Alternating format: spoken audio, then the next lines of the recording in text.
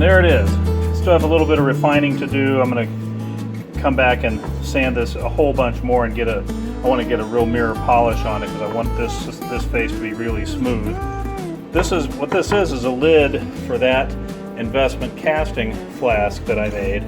The whole idea is that this thing will fit on top of there. You actually assemble the items to be cast on sprues that come out of this hole here, and then the flask gets turned over, set on top of that, down inside, you know, this lip, filled with investment, which is, call it plaster. Once it dries, turn it back over, take the lid off, and you'll see that's the whole point of the way this thing is shaped. It'll actually end up molding a funnel into the top of the investment. And it even has a little pool area on the side, so you pour into that pool and then let it run down the funnel over there.